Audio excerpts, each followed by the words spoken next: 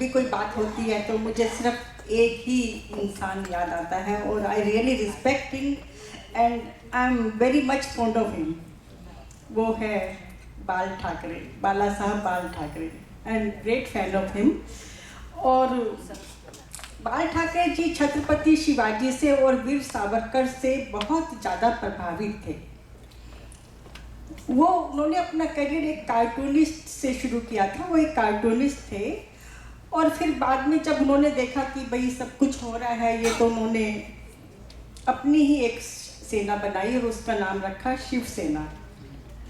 शिवसेना के बारे में तो आप जानते ही हैं कि कितना खौफ रहा है इसका। और जो कुछ हमारे पड़ोसी देश के जो आतंकवादी हैं वो भी उसके नाम से थरथरी कांपते थे। आई थिंक कि उनको शेरे महाराष्ट्र कहना कोई गलत नहीं था।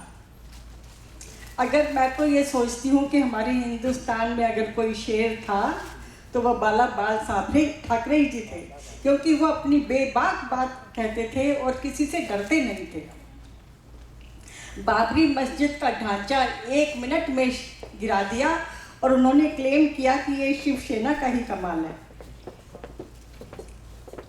कितनी बड़ी बात है, ऐसा कोई कर सकता है। और उस समय कांग्रेस पार्टी थी।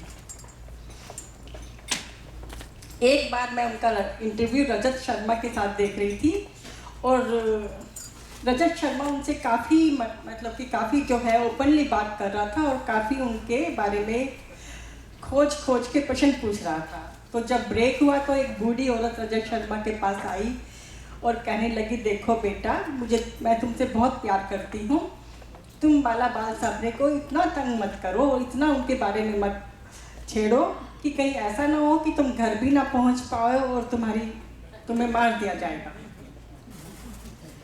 तो रजत शर्मा ने वो बात उनसे बाल ठाकरे साहब से कही कि मुझे धमकी मिली है कि अगर मैं आपसे ज़्यादा प्रश्न पूछूंगा तो मैं मर जाऊंगा, मुझे शूट कर दिया जाएगा। बाल ठाकरे ने कहा, जाओ बेटा, मैं तुम्हें अभिदान देता हूँ, तुम्हें जो पूछना है बेबाक पूछो मुझसे और तुम्हारा कोई कुछ नहीं बिगाड़ सकेगा। ऐसे थे हमारे बाला साहब।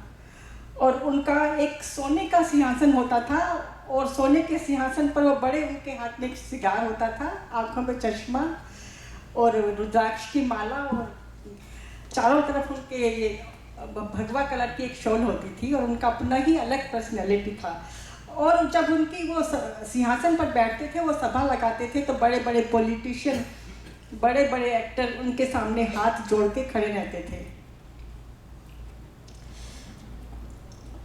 और मैं क्या बताऊं, उन्होंने बहुत ज़्यादा मतलब कि लता जी को बहुत प्रमोट किया। लता जी के वो बहुत बड़े फ़ैन थे और मोदी जी को तो उन्होंने बहुत ही ज़्यादा वो फ़ैन थे। उन्होंने कहा कि अगर मोदी गुजरात में नहीं है तो गुजरात कुछ भी नहीं है मोदी के बिना।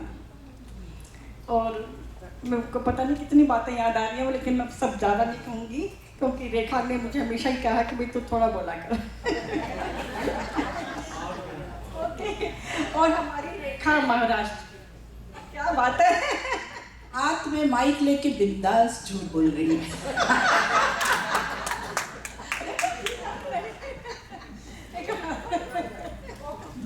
We love Rekha also from Maharashtra.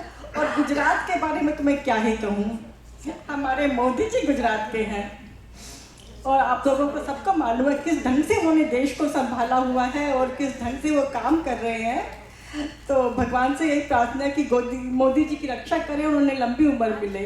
और हमारे कांति भाई गुजरात के हैं और my good friends are from Gujarat. I love Gujarat. Thank you very much.